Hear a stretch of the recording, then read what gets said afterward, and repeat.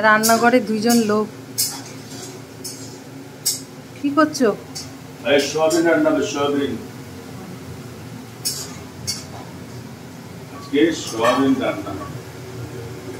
সোয়াবিনটা কি সিদ্ধ করা হয়ে গেছে? এই যে আলু ভেজে নিলাম, এবার এই যে সোয়াবিন সিদ্ধ করা জল ছাকা সোয়াবিনটা, হ্যাঁ জলটাকে চিপিয়ে নিয়েছিলাম, চিপিয়ে ভেজে নিলাম। সর্ষের তেলে ভাজছে। সোয়াবিন যখনই রান্না করতে হয় একটু ভেজে নিলে ভালো।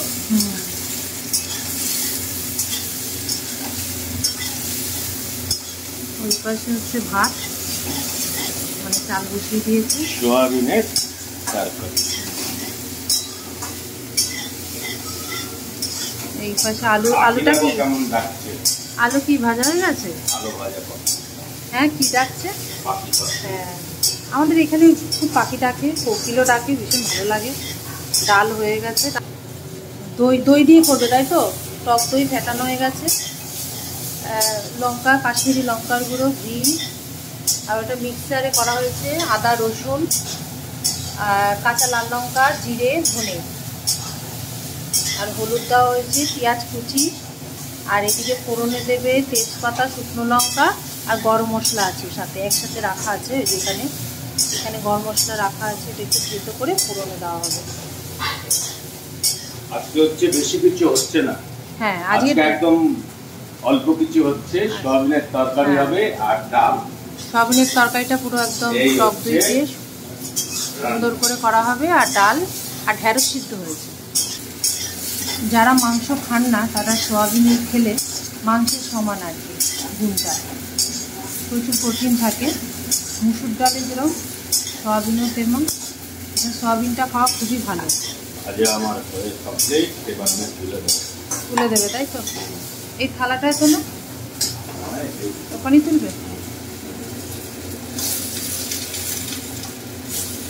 এটা হচ্ছে ওই যে গরম মশলা, ওটা একটু থেতো করে নিতে হবে। ওই যে থেতরি, এটা ওই যে হামাল দিস্তাটা আছে এরকম হাত দিয়ে করব। ও আচ্ছা। ফাটিয়ে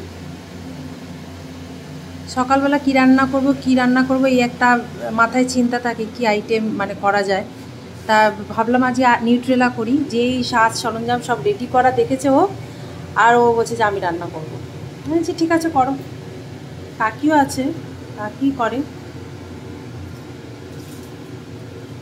যেহেতু কষানো টসানোগুলো খুব সুন্দর করে, তাই বললাম কাকি তোমায় করতে হবে না, ওই করুক।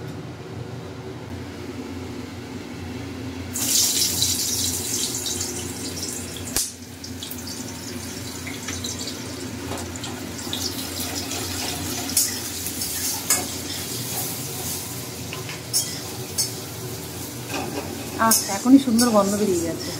গরম মশলা দিলে না, ফোড়নে যদি গরম মশলা দেওয়া যায় একটা আলাদা স্মেল বেরোয়, আর টেস্টটাও বেড়ে যায় রান্না, তাই না বলো?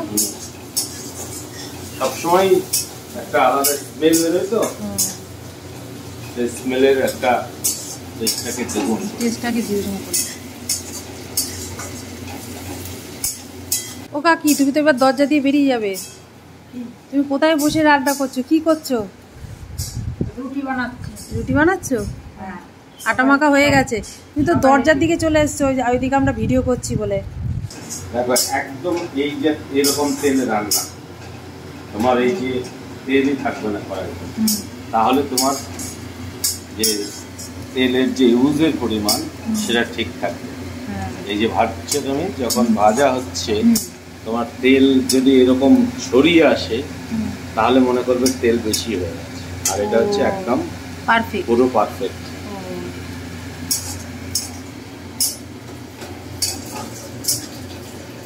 ভাজা আমার কমপ্লিট, এবার মশলাটা দিয়ে দেবো।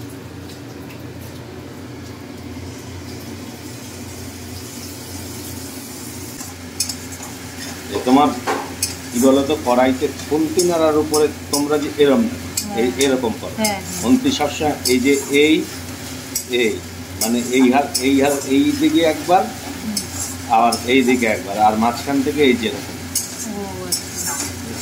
দুপাশ থেকে এরকম নেবে, এই যেরকম এরকম নিচ্ছ, নিয়ে মাঝখান থেকে এই যেরকম, তাহলে কি হয় কষানোটা পুরোটাই হয়, পুরো সম্পূর্ণ হয়, কোনো দিকটাই লাগে না।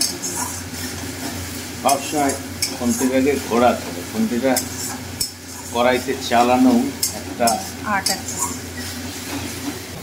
এবার টক দইটা আমি দিয়ে টক দই ফেটানো টক দই।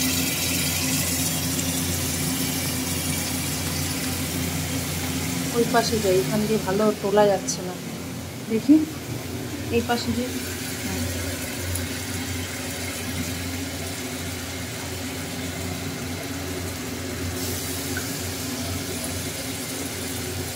ফেটানো টক দই দেওয়ার পরে সব সময় হচ্ছে খুন্তি নাড়িয়ে রাখতে হবে, নাহলে এর যে লামস আছে সেই লামসগুলো দানা দানা দানা দানা দানা দানা দানা দানা মতো কিন্তু হয়ে যাবে।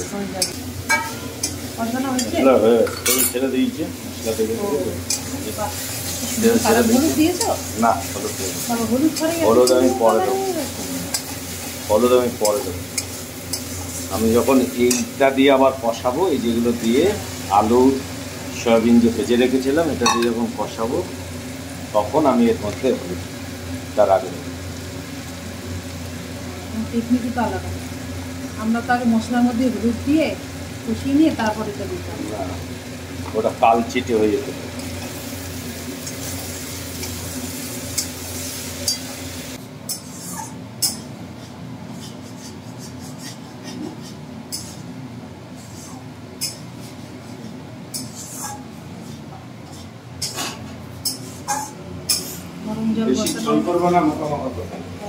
মাখা মাখা, তবে একটু টেনে নেয় না, ঠান্ডা হলে নিউট্রেলার মধ্যে টেনে নেয়, তো একটু একটু বেশি ঝোল দেবে। নিউট্রেলাতে এই হচ্ছে কষানো হচ্ছে।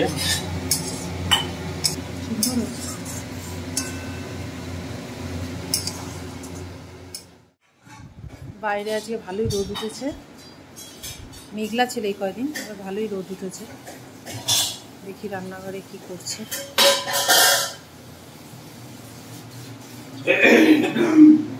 কষানো হয়ে গেছে একদম শেষের পথে। এই যে জল দিয়ে দিয়েছি, জল গরম জল দিয়ে দিলাম। গরম জল কি আছে, একটু টানবে তো, ফোটাবে, প্লাস একটু টেনে নেয় নিউট্রেলার। এটা একদমই, এটা টেনে নিয়ে রান্না কমপ্লিট। নামিয়ে দাও। হ্যাঁ,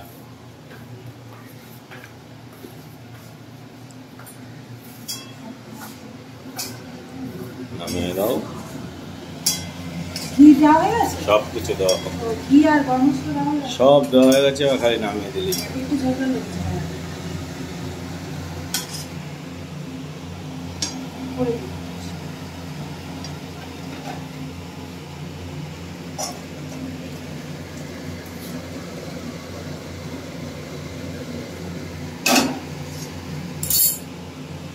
সয়াবিনের তরকারি ইয়ের গন্ধ বেরোচ্ছে। আর কাকির রুটি বানাবে বলে একদম রেডি। হ্যাঁ, চাপ করছে। ও খালি বেলা আর চেকা, ওই জন্য অপেক্ষা করে আছে আর কি।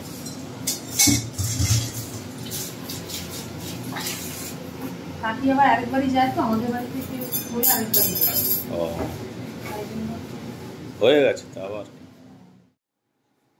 কাকি হচ্ছে, বাহ কি সুন্দর ফুলছে তো। এই যে আমরা যে রুটি রাখি না, রুটি যে রাখি, এই যে রুটির যে রাখার যে কন্টেনার, ওর ভেতর আমরা এই যে কাপড় একটু দিয়ে রাখলে, এই যে ডাস্টার যে একটা নতুন কিনেছি, এটা দিয়ে রাখি তো, দিয়ে এর ওপর রুটি রাখি, মানে খুব সুন্দর রুটিগুলো থাকে। মানে তলার রুটিটা যেমন ভিজে শোক করে যায় না, সেটা হয় না। আমরা এই কাপড়টা ইউজ করি, মানে খুব ভালো। এর আগে আমরা অনেক কন্টেনার ইউজ করতাম, ওই স্টিলের টাইপের বা অ্যালুমিনিয়ামের টাইপের তলায় দিয়ে রাখা, ওগুলোর থেকেও দেখছি এটা খুব ভালো। কাপড় দিয়ে রাখলে না রুটিটা খুব সফট থাকে, আর তলা রুটিটা ভিজে থাকে, তাই এটা থাকে না এর মধ্যে।